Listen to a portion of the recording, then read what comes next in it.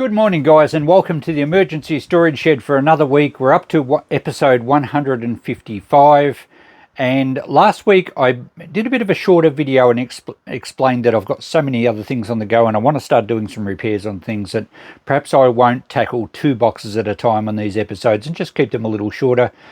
Apologies if I came across a little depressed about it all. It certainly wasn't the case.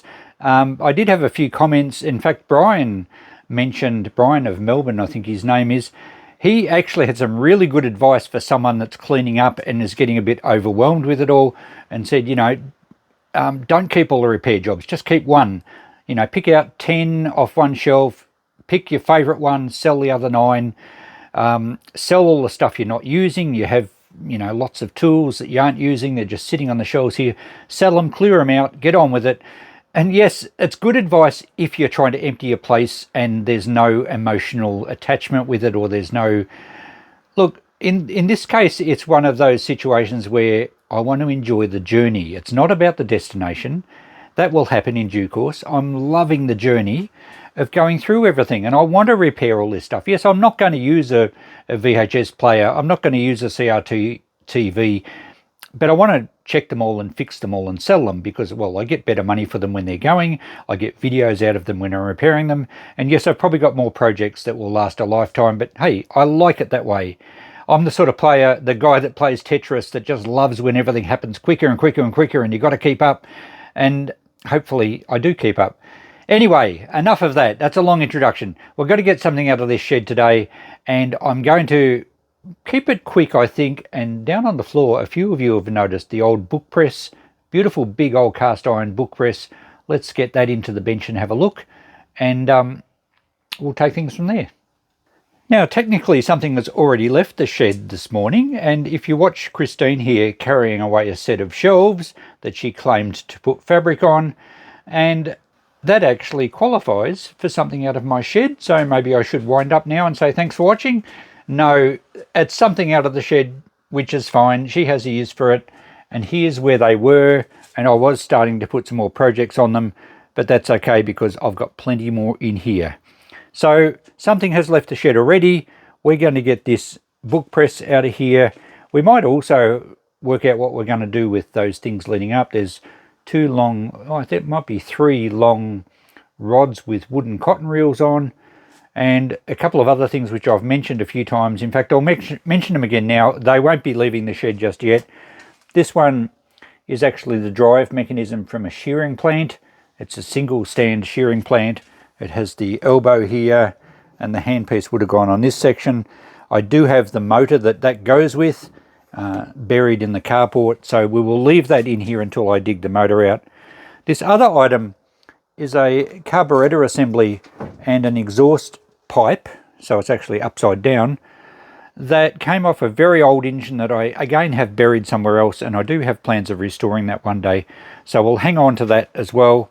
But we'll get these cotton reels and work out what we're going to do with those, and let's carry this big monstrosity into my workbench. This is heavy. I'm going to put it on the scales and see what it weighs. I don't really know why I brought it into the bench, but that's what I do. I bring things to the bench and we talk about them. I'm going to get some bathroom scales and weigh that first. Okay, you're probably reading this upside down, but I wanted to get the camera right on the gauge or the dial and see what it comes to. Oh, what do we got there? That looks like almost 45 kilos. Well, there you go. Luckily I had my shoulder fixed and the other one's still hanging in there at this stage. Well, there we go. It's a good size one. The thread surprisingly still turns very easily. That's quite amazing actually. I thought it'd be very, very tight. So the thread's in good condition, the handle's in good condition, the top section here looks pretty nice, original paint possibly, got a nice brass plaque on it. I'll get a photo of that. It looks like it says Hughes and Kimber manufacturers, London. So probably dates to the 1800s. Unfortunately, the press part here, the washer thing at the bottom's broken. I don't have the bits for it. I'm not sure what to go with that is, I suspect, yeah, I think those screws, oh, I don't know what's going on there. It looks like the screws were meant to go through this piece and screw it down, but why would that be the case? I'm not sure. Oh, yeah, of course, this top plate lifts up. So this needs to be attached to the top plate, and it's broken away. So the top plate lifts on guides that run in the slot here on either side, and then as you wind this up, it's supposed to lift that plate.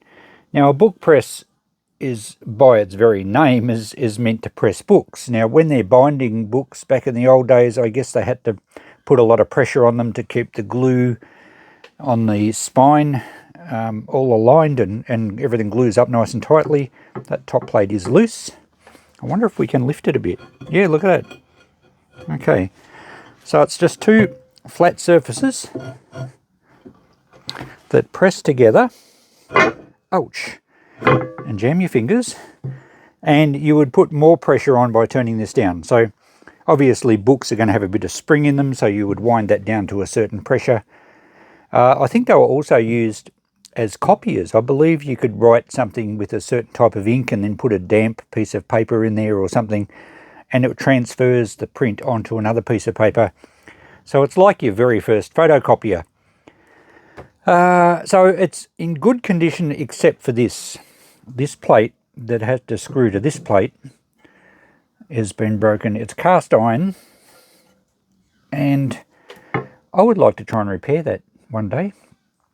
What I'm saying is I'm not going to sell it at this stage. I think it'd be a nice one to hang on to, and a good one to maybe repair. Perhaps when I get my lathe set up and I work out what I'm doing, I can machine up a piece of metal for that. Might be a good project for me. I'd have to get the old screws out of this plate, but I'm sure we could manage that. In the meantime, it's a great decorative ornament from times gone by, a genuine antique. Perhaps we could use it as a torture tool for the grandkids when they don't behave. Come on, stick your fingers under here, we'll turn it round 2 turns because you've been naughty today. I think it's actually going to be just a nice piece to have on the deck as a decorative ornament, and one day I will try and repair it. And if I never get to it, it doesn't matter. Looks like that the bottom of the screw part here is fine. It just needs a piece to fit around it and then screw to the plate. So that's what I'll do. I'm going to hang on to it, put it on the deck. At least it'll be out of my shed. It doesn't actually matter if it gets a bit wet or anything. It's probably been in the weather for a long time. It's just a really cool old piece. I wonder what it looks like underneath. Let's see if we can tip it over.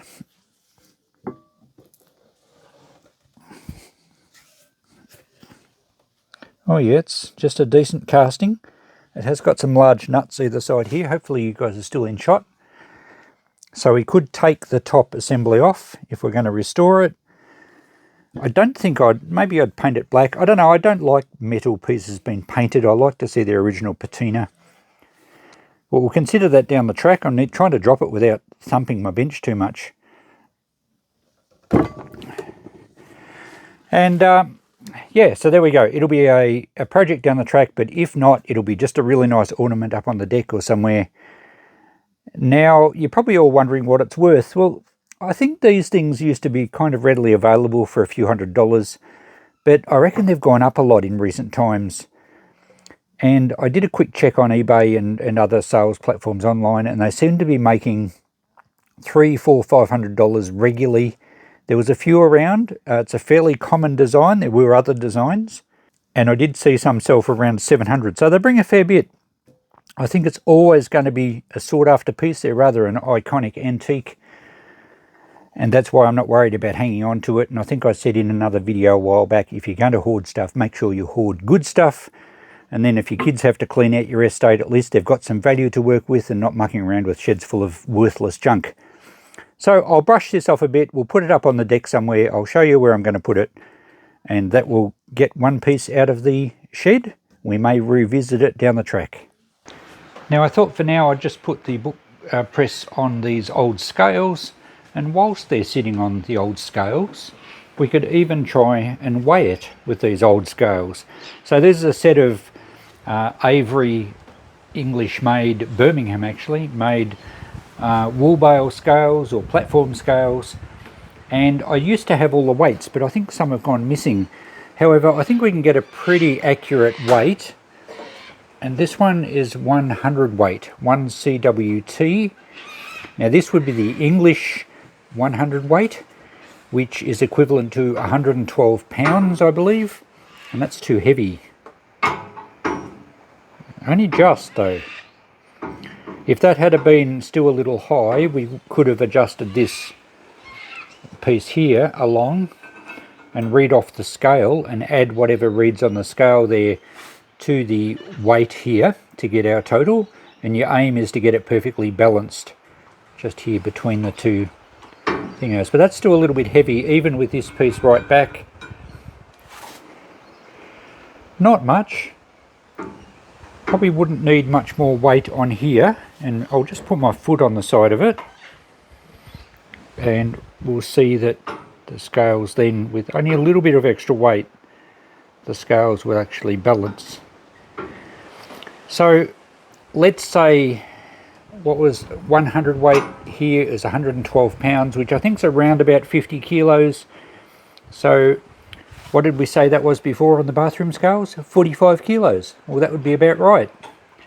I believe in the US, 100 weight equals 100 pounds exactly. So very complicated system. Well, everyone has different systems. That's what makes it complicated.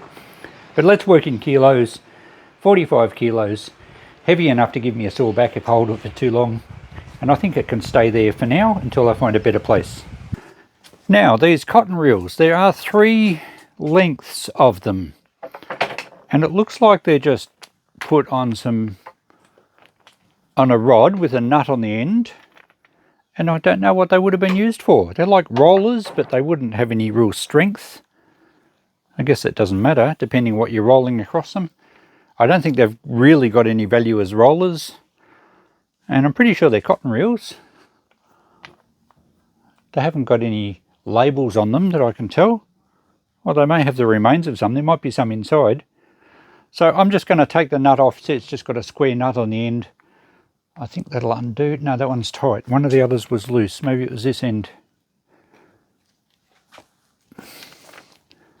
No, it's spinning the whole shaft. This one's loose. So just the square nut off the end. I shall save the square nuts as I save most hardware. And there's actually quite a market for the old vintage hardware for people who are doing up old machinery. So we'll save that. I think that had a bit of a label on it. Just fell off. Yeah, there's labels on them. There we go. Nice old cotton reels. So I'm really just going to take all these off. We might just give them, oh, I won't give them a wash. We'll lose the labels. I'll just brush them. Maybe I'll brush them off before I take them off the rods. I'll put them in a large jar and we'll sell them. People buy them for craft work, all sorts of things. We might even get 2 or 3 jars full. So we'll get something back on them. I don't have a use for them. I'll better check with Christine, but I don't think she has. But I'll best check. And yeah, we'll get rid of them out of our shed. Okay, will they stay on the bench or will they all roll away?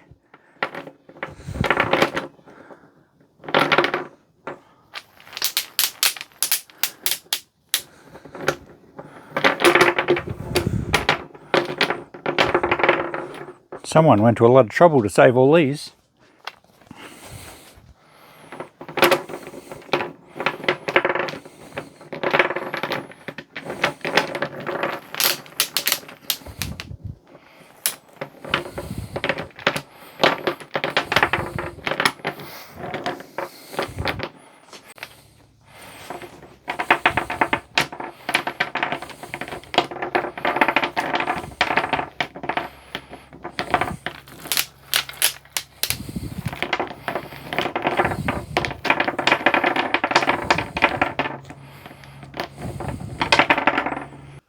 All up, there was about 120 cotton reels. So I've split them into roughly 40 lots. There's a little less, but close enough. And there we go. I think there's 38 in that jar. And we're going to try and get $10 for that. It's a fairly big jar. I've got a few other jars at the shop, around about the same size. Who recognises Pablo? That's a vintage coffee. If that jar still had the label, I'd be selling the jar, but there's no label on it. So $10 per jar. Buy 3 jarfuls is $30 return, potentially. The long metal rods probably will go in the scrap metal, although they may be handy one day. Might even be handy in the garden, not sure. I might just stick them out the back of the shed for now, but no real value there. What did we have? 6 square nuts will go in a jar that I currently have on my shelf here that I fill slowly every time I find some square nuts, and I shall sell that little jar for about $10. As I said, people that do up vintage machinery love the old vintage hardware, especially when it's rusty. So there we go. It won't write down anything for that. $30 for the cotton reels. We don't really need our notepad this week, but let's get it out because we need to have a look at a few previous weeks to show you what we did. Now this page isn't part of this playlist about the emergency storage shed, but those that follow the channel would have seen me recently dismantle an old pianola or player piano, and I just thought I'd let you know that I've sold that soundboard harp, this one here that was sitting at the front of the shop, 2 weekends, and a young bloke reckoned he wanted to take it home, and he had some mates help him lift it on a ute, and away they went. He also took those 3 assemblies, that's the hammer and various components, and I sold the quantity of timber that was in my carport to Stephen, and he's, I think, joined the channel and watching, and he watched the video, and they have a use for the timber, and he's going to send me some pictures when they create something with it. So if that's the case, I will share it on our Facebook page to show you what the old timber's been turned into. Nothing else is sold as yet, but it's only really just been put in the shop. Pretty happy to move those things though. So we've got almost $100 back from demolishing that piano. The last episode of this series was part 154, and that display cabinet I took to the shop on the second day out. It sold, got my $50. Yes, a few people said it was very cheap, and I wanted it to be very cheap because it's heavy and I didn't want to have to put it in and out of the shop, and I had nowhere for it otherwise to, be on permanent display. So someone grabbed it, and I think they were going to use it for model cars or something. So pretty happy to get that gone. Sold a few little things out of the last box lot we did. The candle mold has sold. The box lot of newspapers I got $20 for. The Scout whistle has sold. That was the damaged one. And that Simmons saw tool is on eBay currently. I started at $100 and it has 1 bid. So we're going to do better than our 50. I will watch the end of the auction and I'll report next week. I might even film a little bit of the end of the auction, might get some more bids. But at this stage it has a $100 bid, so pretty happy with that. And then a big unboxing we did a few weeks back. I've sold a few things already, but a lot of it didn't get put in the shop for quite a while because I've been so busy it just sat in a box. So it hasn't had much exposure. Sold the cast iron pulleys, there was 3 of them bundled together. That little clockwork train engine that was pretty rough, we got $10 for that. Sold that vintage potato masher, that was a really cool piece, $10. And we've also moved the rivets tin that had ball bearings in it from memory, the bicycle light, the small knife, and the Greg Steel military wire cutters, even though I couldn't find a military mark on them. So I've sold a few things out of that lot already. I'm sure a lot more of it will move pretty quickly. And just to look back one more week to part 151, the vintage Toshiba laptop has sold, and so have both the World War II items, that spare valve set in the old rusty tin, and the aircraft radio or transponder that had, well, basically I think I called it an exploding radio. That was a pretty interesting episode, so if you like World War II era electronics, check out that video if you haven't seen it. But they've all sold at full price, so things are moving very nicely. And that brings our total from the emergency storage shed to $27,850. And remember, that doesn't include stuff like this book press that I'm going to keep. So we've got a good return out of that shed. Pretty well everything's sold. Sometimes things linger for a while. The huge big mangle is still in the shop, and I've got nearly $900 on that. But hey, I don't care. It looks good. So most of it's sold. We're doing really well. We're making good space. We'll keep going with this series. Thanks for watching. Bye for now.